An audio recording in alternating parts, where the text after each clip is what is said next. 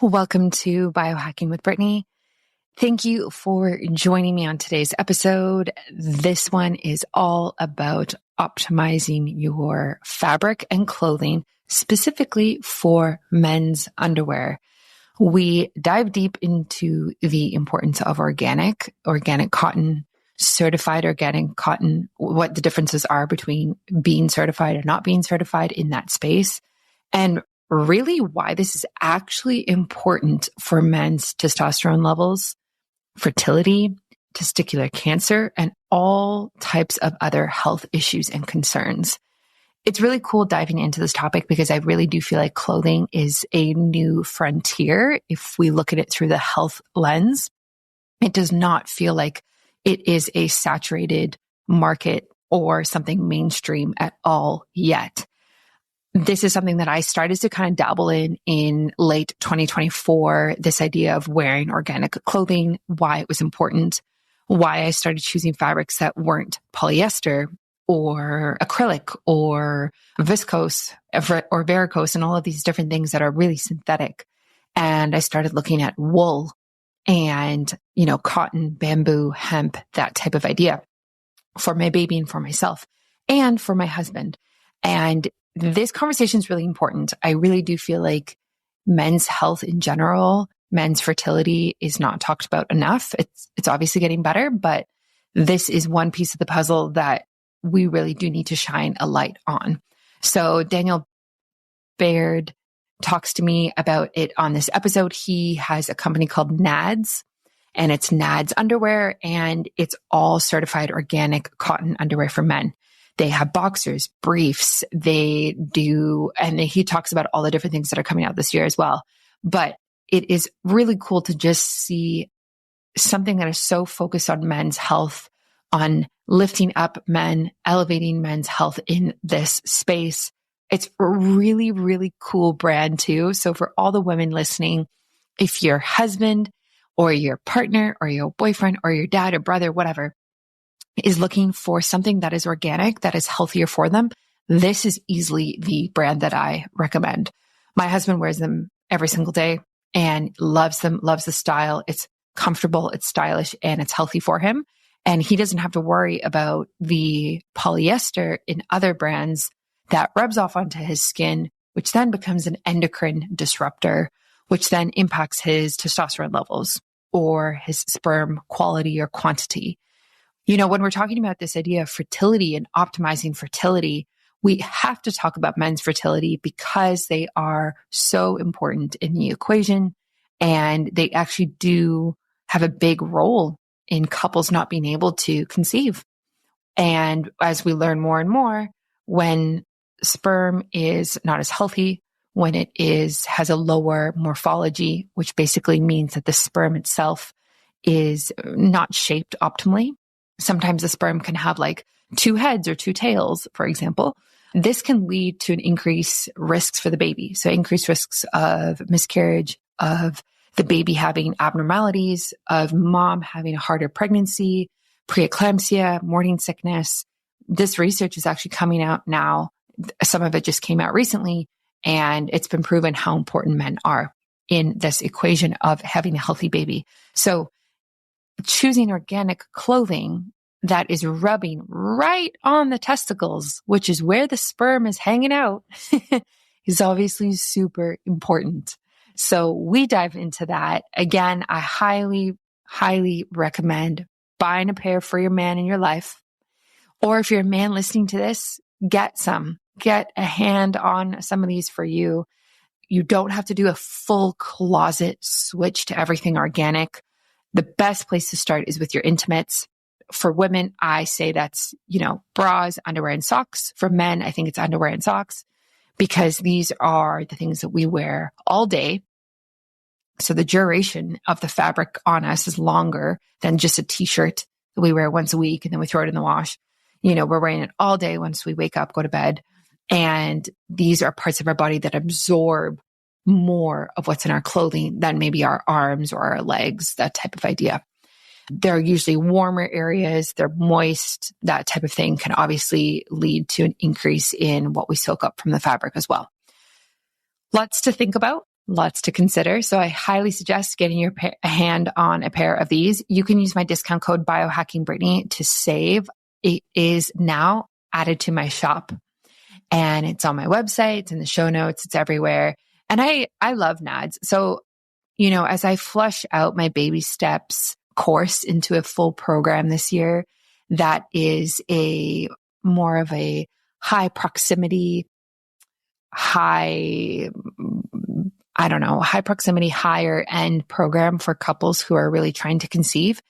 When I think about what would I send them in a physical box of, items to help them on their way, NADS would be a part of that.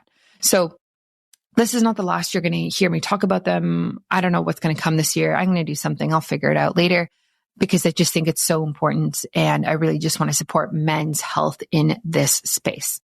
So enjoy this episode. I think you're going to learn a lot. I did. NADS is really cool and please check them out. Please support them. Yeah, I'm just so excited to see a company like them growing. And we really do need to be thinking more about the clothing that we're wearing and how it's impacting our health.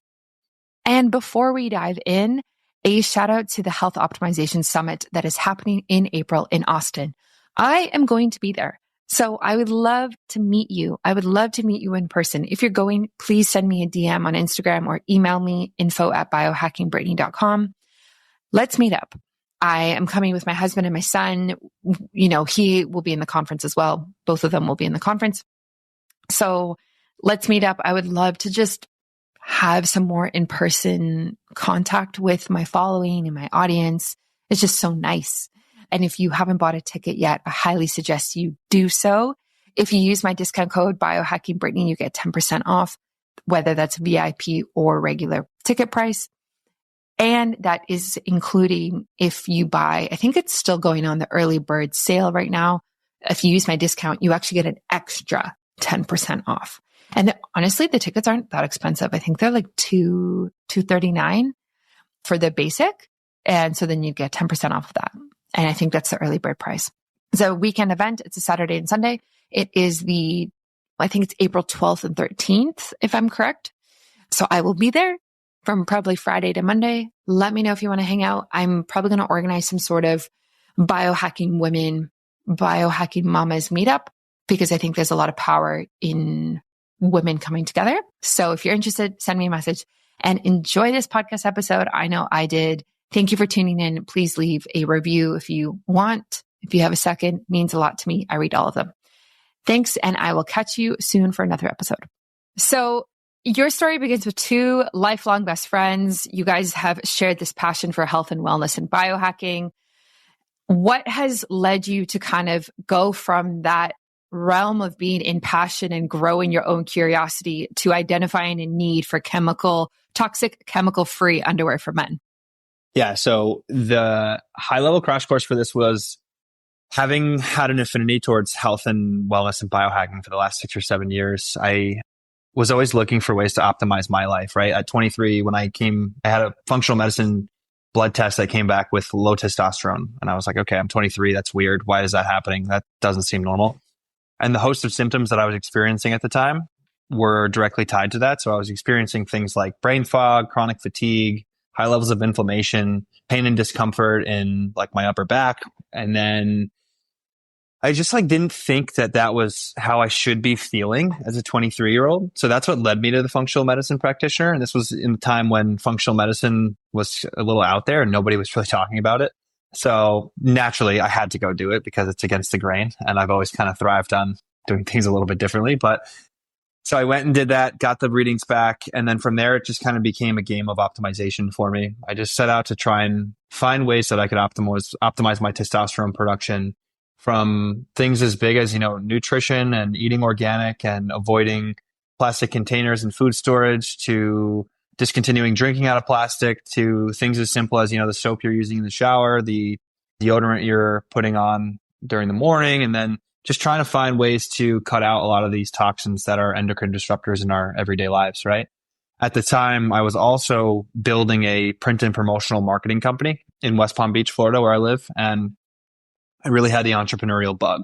And I would always see all these social media brands popping up selling products. And I just kind of thought direct to consumer was super cool. And I just thought it was like the new age of commerce. And it was really cool to be a consumer watching it from the outside and actually participating in buying.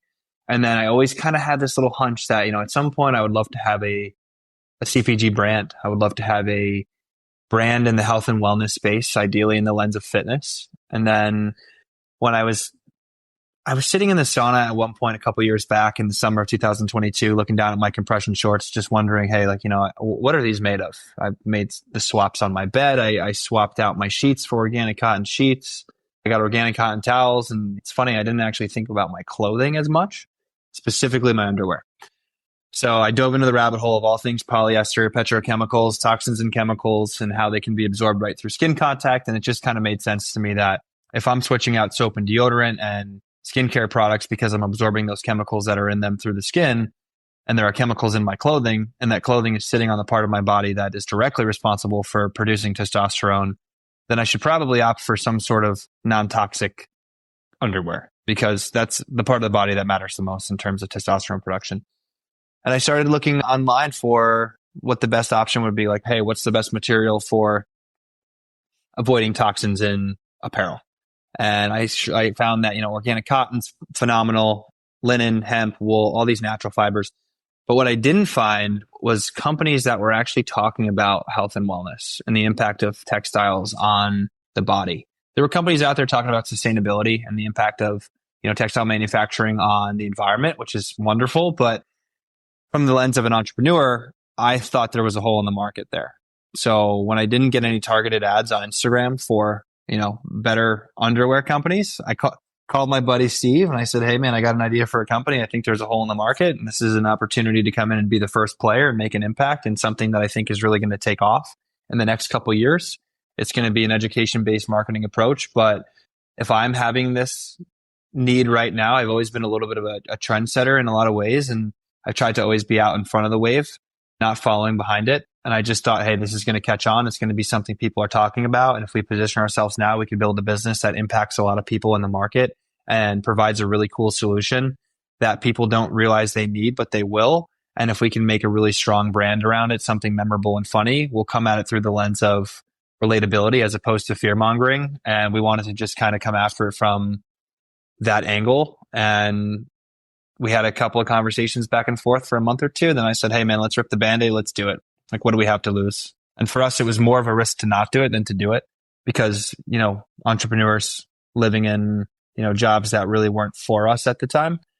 And this business sort of set us free from the shackles of those jobs and those opportunities. And then we also were able to come in and do what we believe is making a societal impact with the products that we're selling. Yeah, that's huge. Yeah, I love that. And I love that you saw the need in the market, you took your passion and you made something. And it's all about educating men and women, but mostly men, on the harmful impact of these toxic chemicals on their health, not just the environment aspect, which is what I love. And I think I first found you actually because I think Ben Greenfield posted something about you, or I saw something with him. Yeah, we did a podcast with Ben way back when. Yeah. And I remember being like, wow, finally, where has this been? And obviously got some pairs for my husband who loves them and wears them.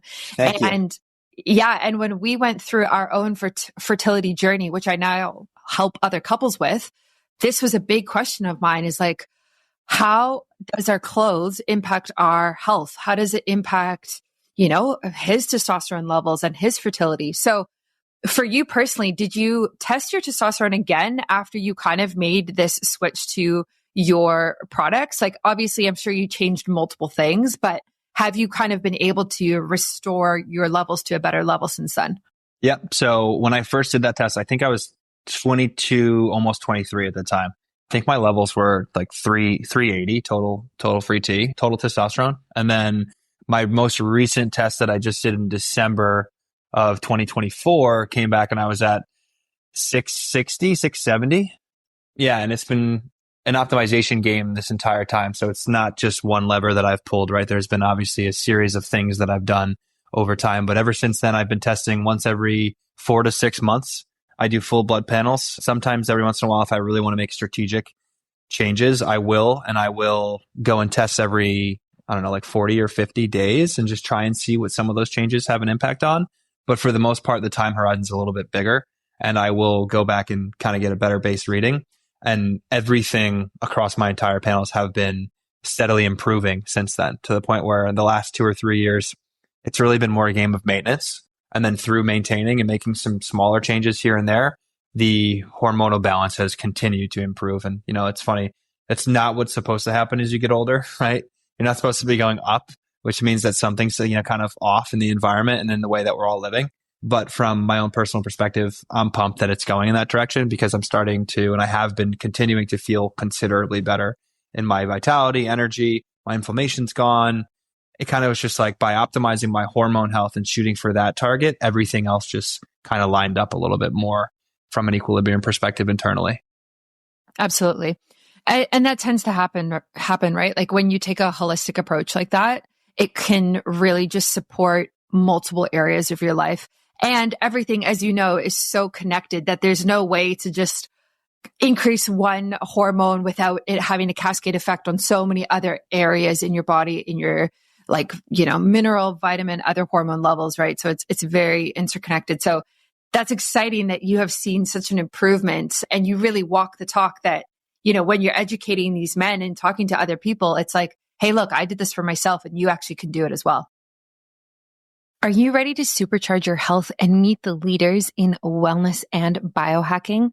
Join me at the Health Optimization Summit USA in 2025 in Austin, Texas. This event brings together the world's top health experts, scientists, and innovators to share the latest strategies for optimizing your mind, body, and longevity. Here's what you can expect. Cutting-edge talks on everything from functional medicine to biohacking breakthroughs, hands-on workshops to help you implement life-changing health strategies, a vibrant community of like-minded health enthusiasts all coming together to grow and thrive. It is on April 12th and 13th of this year, and it is in Austin, Texas for the first time. And because you're a listener of Biohacking with Brittany, I've got an exclusive deal just for you. You can use my discount code BiohackingBrittany for 10% off regular and VIP tickets. That's an additional 10% off if you buy right now at the early bird price. That's right. It's a sale on top of a sale. So grab your tickets now at hosummit.com/Brittany and take advantage of this limited time offer. Let's biohack our way to better health together. See you in Austin. If you end up going, which I hope you do, please send me a message on Instagram. There's a chance I'm going to put a little get together for all of us listeners over there, and I would love to meet you in person. And again, you can grab your tickets now at hosummit.com/Brittany, and it will give you 10% off of everything and an additional 10% off the current sale that is happening for their early bird sale right now. Yeah, exactly. And that's what we try to do. And we try not to be too polarizing with it. We make a bunch of jokes about, conventional underwear and toxins and, freeing your boys. After all, like the company's called NADS, Organic Underwear, designed for healthier NADS. And we're trying to make it relatable. And we're trying to be a force of education around other non-toxic swaps that you can make in life, just to try and achieve overall optimization and just better internal harmony. And obviously we're an underwear brand, but we're more so of like a wellness brand. We're trying to accomplish that mission of just educating as many people in a well-received way, something that can actually be applied, as opposed to the way a lot of people in the market right now are just telling everybody what to do so directly. And it's like anything but that is looked at as a failure. So, you live a holistic lifestyle. You understand that, I'm sure. It's the summation of the parts, right? Underwear is a choice in a series of choices that can lead to a better life. It's not, the only choice that you should make, but it is one of those things where at least men now have the option for it. Yeah, it's part of an overall picture, right? Exactly. But it's a very important part. So for those people listening, women who have men in their lives that they're thinking, okay, we are on this fertility journey, or my husband, I know his testosterone levels are low, or, this is something I would like to kind of bring into his life. But they might not necessarily understand these specific toxic chemicals. Which ones are you most kind of concerned about that you have found in conventional underwear, and how do they impact men's reproductive health? Yeah, it's a great question. So high level is that there's a couple ways to look at this, right? So polyester is a plastic-based fabric, right? It's made from the petrochemical industry, and there are toxins and chemicals that come with that, right? And it's also there was a study. I reference this study a lot. There's a study done on, I think it was 180 men, and all of them went azoospermic after, or no, it was 180 days in. It wasn't 180 guys, but there was a study done on a group of guys 180 days into them wearing a polyester sling around their scrotum, around their testicles. The friction and the charge generated from the fabric actually rendered them all azoospermic. So they had no living sperm in their semen. And that is a little bit of an alarming thing, right? So the chemicals and toxins in those fabrics are a concern, but the actual fabric itself can generate an electrostatic charge, which is a very problematic thing. So from a polyester perspective, that's the main concern there. The good news is that when these guys went back to wearing conventional other material underwear that wasn't that polyester sling, everything returned back to normal. So basically the summary of the study was that polyester scrotum slings can essentially be used as male contraceptive. It's a safe and reversible way to have a male contraceptive, which is kind of funny because like that wasn't, I don't think that was the intention to be like, okay, well, what's a good male birth control? Turns out polyester can be. But we also look at things like the toxic dyes that have historically been used in the apparel industry, azo dyes, and there's a lot more regulations around it now, which is great that we're seeing. But those are a problem. I would say BPA and formaldehyde, forever chemicals, phthalates, those things are obviously problem areas as well. Those are just nasty chemicals that have continued to get more light in the recent years, being in everyday items, including clothing and textiles, right? Things that make fabrics moisture wicking. These are typically the areas that are kind of what pushed us to create this company. It was like, okay, well, we want to avoid those. So what's the best option? We found that, GOTS certified organic cotton is a fabric that is grown without the use of the common pesticides, herbicides, toxins, and chemicals used in fabric production. And then to take it a step further, we use Oikotex certified dyes. So the chemical inputs that go into actually making the final goods are non-toxic as well. So we kind of take two-step approach there. And we wanted to opt for the certified route because it was just like, all right, let's take the extra step and make something really great as opposed to just doing something that's pretty good. So that's why we went with certified organic cotton, and that's why we opt for Oikotex certified inputs. That was the other point that I wanted to bring up was in conventional cotton as well. Conventional cotton is one of the most widely sprayed crop with pesticides and herbicides, insecticides. And those chemicals from those agents can actually linger in the final goods. And that actually has been shown to not come out in conventional wash cycles. And pesticides are a nasty beast, right? We all know that. That's why we opt for organic when we eat food. But what we're not realizing is that our skin is essentially like the second mouth and it's absorbing whatever it comes into contact with. So if your clothing is riddled with pesticides and insecticides, you're getting traces of those into the body as well that way. Yeah, it's pretty scary. What first turned me on to actually organic clothing was when I had my baby and he started getting eczema very young. And I started buying all organic baby clothing. And there's actually so many lines of organic baby clothes out there. And then I started thinking, why is this so much harder to find for adults? And then I found some brands and obviously they're more expensive, which makes sense, but it really didn't seem as accessible as it is for kids and babies.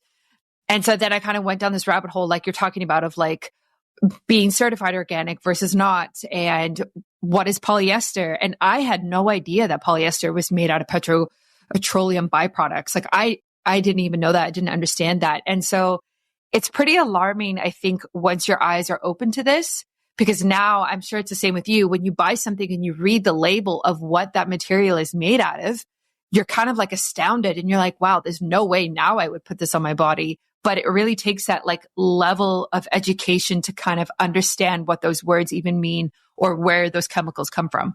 Yeah, exactly, Brittany. And I'm sure you went through this and maybe it's a work in progress the way it is for me, but you go and you look in your closet and everything not everything, but most things are that conventional material, right? And it's always it can be overwhelming. Well, do I have to throw everything out right now? And we kind of take the approach is all right, your base layer matters most, right?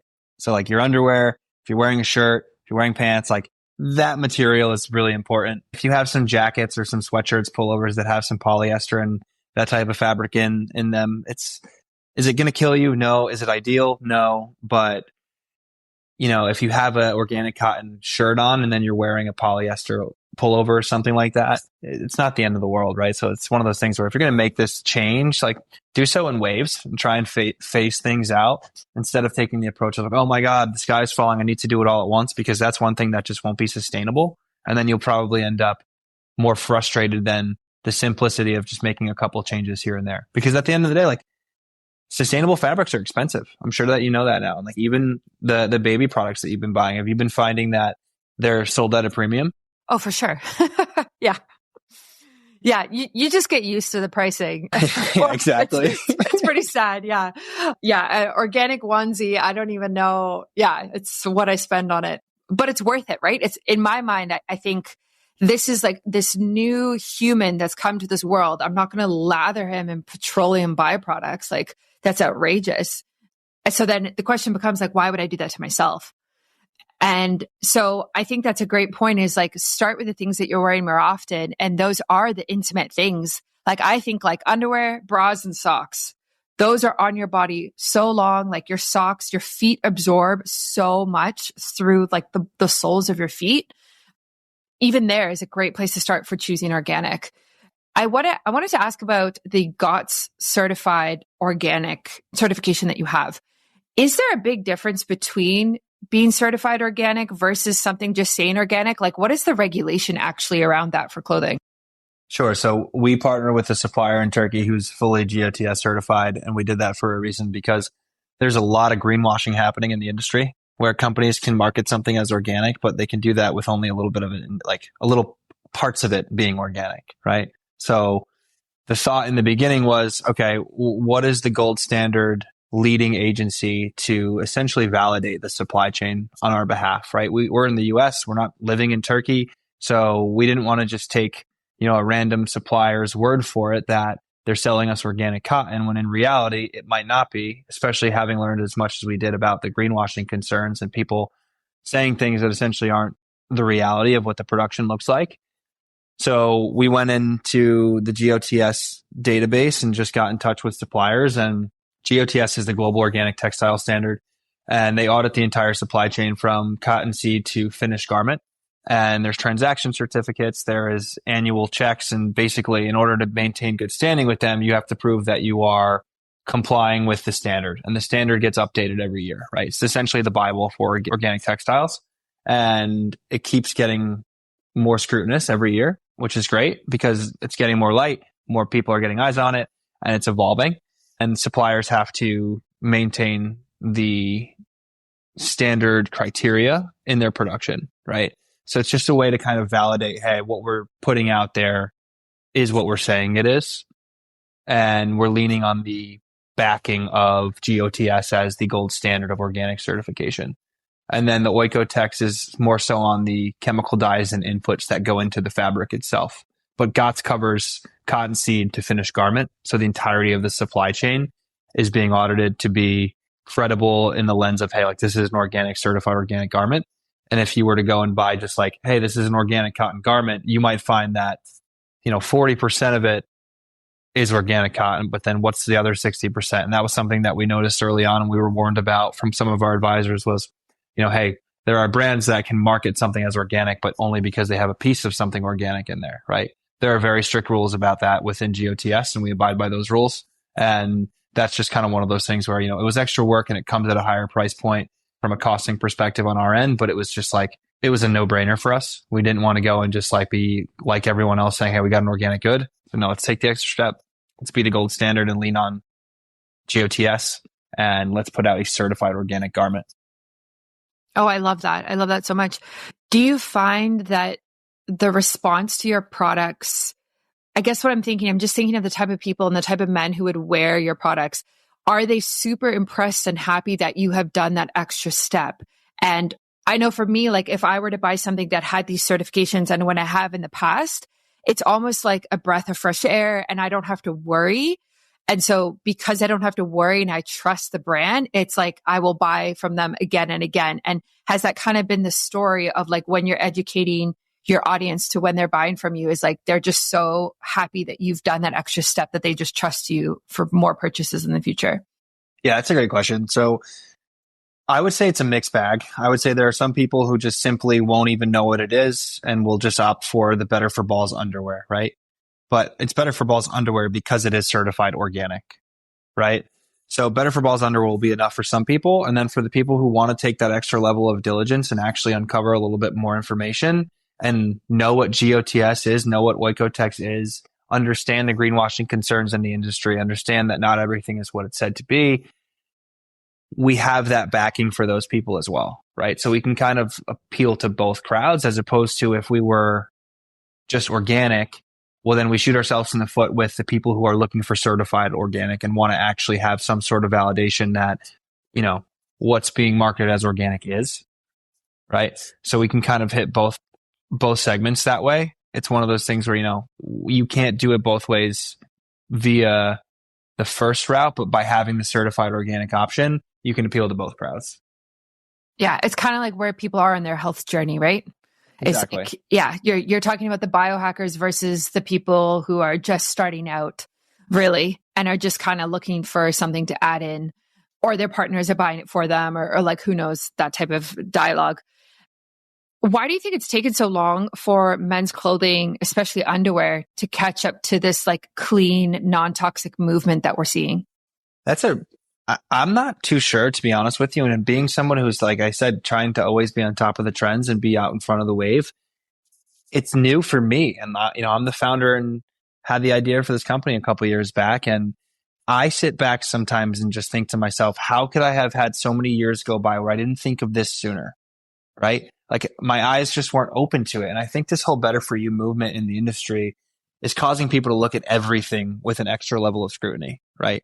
So things that we consumed, that was kind of a no-brainer for a while, but like even then it wasn't when we were younger, right? But that was kind of that first domino. And then it went into cosmetic products that, we're literally applying daily as a topical, things that toothpaste, what we're using internally.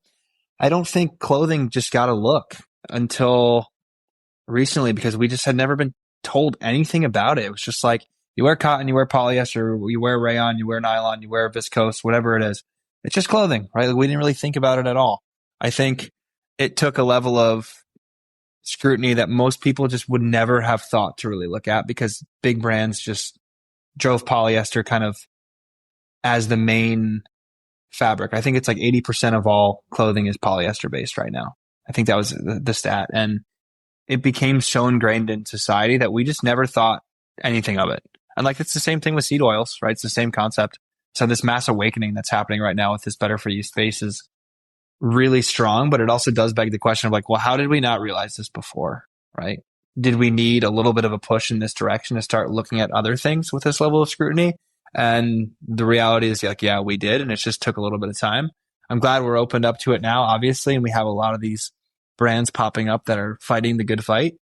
But, sometimes I try not to beat myself up for being like, okay, you had your head about you when you're 18, 20 years old, a decade ago. You could have thought of this then, but you just didn't, because all of these big leaders in the space they bred these habits of, hey, this is just the way it is. We didn't really think about it. Yeah, I agree with that. I also think it's definitely not mainstream yet. Like it's not even close to, I think, where it will be in 5-10 years. Like you said, I think, it started with food and then skincare. And then, now we're using glass and metal more and less like plastic water bottles, that type of thing. But I don't think we've even touched to where it could be, which is a good thing. It's a great thing for you and your brand because you're ahead of the market, and that's exactly where you want to be. For the men who are buying right now, do they come to you because, like you kind of like your story, they were experiencing low testosterone, that type of fitness genre dude? Or is it like infertility or testicular cancer, or there's other health issues that they are really concerned about and that's why they choose to buy your product? I would say that it's a mix of everything. We have a very widespread demo of who buys our gear. I would say that the general overlapping principle between all of these segments is that it's for people who are looking to take the extra step and just get a little peace of mind knowing that they're making a better choice for their bodies, right? So the people who are geared more towards living an optimal lifestyle and invest in themselves and invest in betterment. And then within there, we started within like the ancestral based community, within like the paleo crowd, the animal based people that, live a lifestyle built around the way our ancestors sort of lived, right? And like that was our main demo when we first started. And then from there, we started to get more into like a biohacking community and then into the fitness and CrossFit community. We have some presence in the yogi community. We have just like everyday run of the mill athletes and weekend warriors. And then we have extreme sports guys. And I think what like the shared thread, the golden thread between all of these people is just like, they want to be better, right? They're all doing something towards living to the fullest and maximizing their potential and feeling and operating with more vitality and just more pep in their step, right? So these are the people who are more likely to eat organic and are more likely to be very cautious about what they put into their body. And so now they can be cautious about what they put onto their body. So I remember way back when, people were like, you got to identify your one target customer and just speak to that customer only. I'm looking at our audience and I'm thinking, we got biohackers, CrossFit guys, yogis, ancestral wellness community people. We have, your run of the mill weekend warrior, your athletes. Like we kind of had a big spread. And I just thought, I don't want to follow that advice because we speak to all of these people and the commonality between all of them is just like a love for their balls, right? So we leaned into that. And I find it funny because the way that I exist and my identity, I kind of resonate with all of those different tribes of people that I just mentioned, kind of like at the intersection of all of them, right? Like I click into the ancestral community, I click into the biohack community, click into the CrossFit workout, gym buff community, just like the run of the mill athlete community. Like I've been all of those people. I am all of those people to some extent. And I think it's cool because our brand is just like at the middle of all of it. And it's exactly how I would have positioned it instead of just being like, hey, we're the ancestral wellness underwear, right? Like, no, we're the underwear for anyone who wants to live a better life and make the choices that matter. Absolutely. Yeah, I completely agree with that. I also think, and I know you are not in the fear-mongering space, but I also do see the rise of infertility in men and the rise of men struggling with testosterone levels, testicular cancer. Like these health problems are increasing, unfortunately, in our society. And so it makes sense that there are people out there who are like, okay, how do I take a more natural, holistic approach to healing X, Y, and Z that I'm dealing with? And I think that's great. I think that is great that they have this option that this can kind of fit into that bigger picture, like we previously talked about, of optimizing their health in a holistic way. Because so many people are struggling and we do need solutions that are easy, affordable, and are really cool too. Like your whole brand is cool. Like it is, right? Thank you. I appreciate you saying that. Yeah. Like my husband loves it and he's 31 and he's like, sweet, these are great. Like loves the product, loves the brand, loves like the messaging, feels like he can relate to what you're saying. And it doesn't feel like it's like this super out there, like, hemp underwear that's like a Tarzan loincloth. Yes, exactly. Yeah. Coming soon. So I really do think you're creating a men's health movement, both from a positive perspective. Well, it's all positive, but positive perspective, but also helping those men who are struggling with health issues. And I love to see that. So it's all connected, It's all connected. And so this year, what do you have coming down the pipeline, if you can even share, that is maybe new that you're kind of adding to what you've done so far?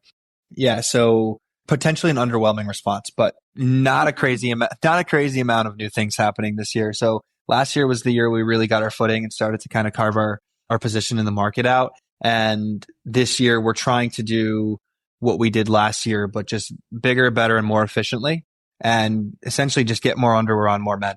And we're still so new and so young, and we didn't raise outside venture capital to fund this business. So we had to go through the growing pains of self-funding an operation and figuring out what that is like as young first-time founders in an inventory-based business.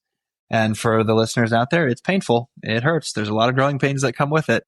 So we stocked out like 6 or 7 times in year one. Last year, we only had, I think, like 2 stock outs, and they weren't catalog wide. They were just a couple different SKUs, which was a great thing looking back from the prior year. This year, we're going to try and scale the business in a healthy, sustainable way and acquire more customers and get more NADS on more guys, right? Like that's the main high level goal. And I think because of that, we're going to try and not do more in terms of wider. We're going to try and go deeper. So we're going to continue to just be the men's underwear guys. I have a lot of people asking me about baby, a lot of people asking me about activewear, and a lot of people asking me about ladies. And I hate to be somebody who always responds with like, no, we're not doing it. No, we're not doing it. But in reality, in order for us to keep growing and sustaining this business, we can't do those things yet. We can't be everything to everyone. Otherwise, we'll spread ourselves too thin and we'll try and go wide, and we won't have a good enough foundation to have a sustainable, long-lasting business that makes a real impact. And we're leaning into that. So this year, what we'll probably end up doing is we'll have a couple of limited edition drops to accompany the underwear business. So last year we did one limited edition drop, which was our commando shorts for the people who said they don't wear underwear. We launched a pair of shorts. Cool. And we're like, you can go commando safely in these bad boys, right? So we still have some of those left, but they're selling out quick. So we have those. We might do 1 or 2 other limited edition styles like that. We will do probably like a true brief, which is essentially like the tighty whitey style underwear, because people have been asking us about those. So we're prototyping those now. We'll probably do 1 or 2 more colorways of our main styles, which are our boxer and our boxer brief. We just launched our Ball Natural boxer, which is historically had only been available in the natural undyed color with the wrapped waistband on the boxers, the ones that a lot of the ladies use as sleep shorts. We just dropped those in black last week. So those are now available in the store in black, and they're super cool. Probably do 1 or 2 more colors of those. And then we'll probably do another color or 2 of our trunk style, which is like our shorter cut boxer brief, which guys are loving. So that's great that we're seeing a lot of traffic to that style. So it'll probably expand within there. And then there may or may not be some socks coming to the catalog this year. Nice. Maybe Good. We'll see. We will see. But yeah, that's kind of the game plan, to be honest with you. Keeping it lean, keeping it mean, trying to expand and just do what we've been doing, but just a little bit bigger. Yeah, I think you're spot on. I don't think it makes sense for you to go into women's apparel or children's apparel. Like I almost think you might actually lose some of your male customers if you did that, because why would they buy something that's like more for a family or for a woman, right? Like you guys are in such a nice like niche that you don't need to go wider. And there are other brands that already support those other spaces. So especially for baby and kids, like there's a ton. So I think you're exactly where you should be and where you want to be. And it's really cool actually hearing about the way that you describe your products, because obviously comfort and style is so important in what you create. So how do you kind of balance that, like comfort, style, and health in all of your designs? Like, is that you, or do you have like specific people who help you with that? Like, how do you kind of find the balance? Yeah. So our full team is essentially our products team. And like my co-founder, Steve, and one of my co-founders, John, like the 3 of us are really the product guys. I ultimately oversee most product decisions, and it kind of just happened to where I'm a minimalist. I have a minimalist style. I wear white tees, black tees, jeans. I'm wearing gray Vans right now, like very casual, not flashy stuff. And I just wanted to embody that within underwear. So luckily within my preferences, they lined up with our design capabilities within maintaining the GOT certification criteria. So if you look at a lot of flashy underwear that is very patterned and designed, it's typically polyester with a sublimation, or it's like screen printed in some cases, but that's a very chemically intensive process. And to maintain our certification, obviously we can't go down that road, and we wouldn't, because it's polyester and that's just not who we are. So for our purposes, minimalism is just kind of the hit, right? And it applies, it's an appeal to more demos because it's just general. And for the people who are looking for something super flashy, maybe it's not going to appeal to them. But for the people who are, kind of okay with just neutral, strong, masculine undertones for what their base garment looks like, that's who we're going after. And it kind of just happened naturally, like organically, no pun intended. We were obviously going to start with black being the most widely desired underwear color. And then from there, we branched into navy blue. Then we went into gray. We dropped the natural. And then we just kind of said, our colorways are going to be very basic. We're not going to overcomplicate them. We got a little logo on the waistband, and then we have a little woven label on the hip. And it's kind of that less is more approach that we take with everything in this business. So like our catalog and our styles are an embodiment of the way we run the business too. If we can simplify it, we will. We don't want to overcomplicate it. And we think that we're going to better serve a bigger audience because, what's the subset of people who want something like very flashy, right? Like people are asking, like, are you going to do a Valentine's Day pair this year? And it's like, sadly, we're not really, maybe if we had a ladies counterpart and we could market it that way, but we don't. So dropping a red and pink style to sell to men probably wouldn't hit that well. So we're probably going to just stick with like that neutral base colors that we do. And that's kind of the way we're going to roll. I also respect that because that actually shows that you're not into fast fashion, because fast fashion is very like, oh, Valentine's Day is coming up, you need this color, or Christmas, you need this design, versus like black, you can wear any day of the year, no matter what, with anything basically, which is much more sustainable. And yeah, like even for myself, I would never buy Valentine's Day underwear. Like, I mean, like lingerie is a different thing, right? But like, but something with like hearts and stuff on it for like one day of the year. I don't even do that with my kid. Like, I just feel like that's not what we need from an environmental standpoint. Yeah, exactly. Fast fashion's a whole other animal in itself, right? But it's cool because we have no seasonality with the business that way too. So we can have things, if they're not moving, they can sit on the shelves and they'll just move at their own pace. Ideally, we don't want to have things sitting on the shelf. So we're trying to be strategic about that. But realistically, a black pair of underwear, you could sell it in January, you could sell it in July, you could sell it in December. We typically do a little 4th of July style pair, but we bring in a very small run. And last year we sold out in like a week or two. And it's just essentially our navy blue boxers with a slightly different waistband and a different woven label. So there's only 2 different changes on it. And it pretty much results in no waste, which is great. Nice. I love that. My final question that I love to ask people is, what advice would you give for your brand specifically? What advice would you give to men who are just starting out, who are just starting to pay attention to everyday products like underwear for impacting their health? Like, what would you say if you could speak directly to them? Yeah, I would probably say that if it's in most big name box brand stores, you should probably avoid it, whether it's deodorant or cosmetic products. If it's a brand that's been around for a long time, you should look at it with a level of scrutiny. You should look to some of these smaller CPG brands that are connected to maybe some of your health and wellness influencers that you view as credible, and you should look at them. But at the end of the day, what's really important is that you need to make decisions for yourself, right? So become a student of the game, do some research, learn. Your health and your vitality depend on it. Your family's health and vitality depend on it, right? So you kind of have a responsibility as a man to do a little bit of digging and learn a little bit, because it's only going to benefit you and your bloodline, right? Like your bloodline's at stake at the end of the day. When we talk about infertility, we talk about erectile dysfunction, all these issues that are prevalent right now, all these things and all these chemicals that we expose ourselves to, we have a choice to try and avoid them. There are some times where sure, we don't have a choice and they're just abundantly in our environment, but there are areas in our lives where we can make conscious choices. This is one of those things where take the extra step, do a little bit more homework, make some conclusions, test out some different products. If you like hemp, if you like linen, if you like wool, great. If you're looking for organic cotton, come to nadsunder.com and check out our gear. If it's a good fit for you and you like it, awesome. Like that's what we're trying to accomplish. If you don't, no worries, no hard feelings. Like find something that's good for you. Just don't wear 100% polyester underwear anymore. Like it's kind of a no-brainer, right? Especially when there's cool styles like you said out there. Like I think our gear is cool. I think it's a great fit.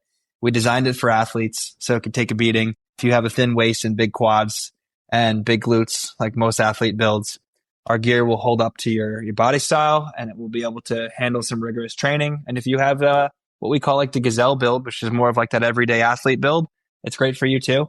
But I would just say, ask the questions, look at things with a always questioning mentality.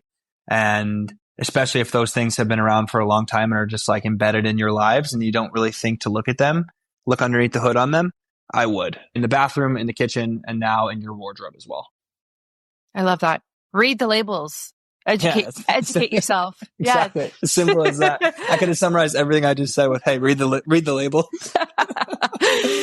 It's simple, but it's not a lot of people do it. So I think there's a lot of power to what you said. Absolutely. Yeah, exactly. Well, that's what we're trying to accomplish here. And we'll just keep putting out content to try and educate people. And that's the cool part about social media, right? There's so many people who are, as we call it, fighting the good fight. And we're trying to have a little bit of a piece of that. So amazing. Well, thank you so much for coming on the show. This was awesome. If anyone listening wants to order a pair or multiple, whatever, where can they do that and how can they find you? Yeah, so we are, our website is nadsunder.com, NADS under, short for underwear.com. And then our social medias are at NADS Under on Instagram. And then it's at NADS _under on X. But yeah, everything can be found right on our website at nadsunder.com. Amazing. I will definitely link that in the show notes so everyone can find you easily. Thank you so much for coming on the show, Dan. This was great. And I can't wait for my audience to connect with you. Unreal. Thanks so much for having me, Brittany. Thanks for listening to another episode of Biohacking with Brittany. If you're interested in finding the show notes or the sponsors for this episode, you can do so on my website, which is biohackingbrittany.com. Remember to follow me on Instagram where I'm most active. My handle is at biohackingbrittany. And if you're interested in working together and you want to email me directly, you can do that. My email is info@biohackingbrittany.com. And I look forward to hearing from you and having you tune in next week.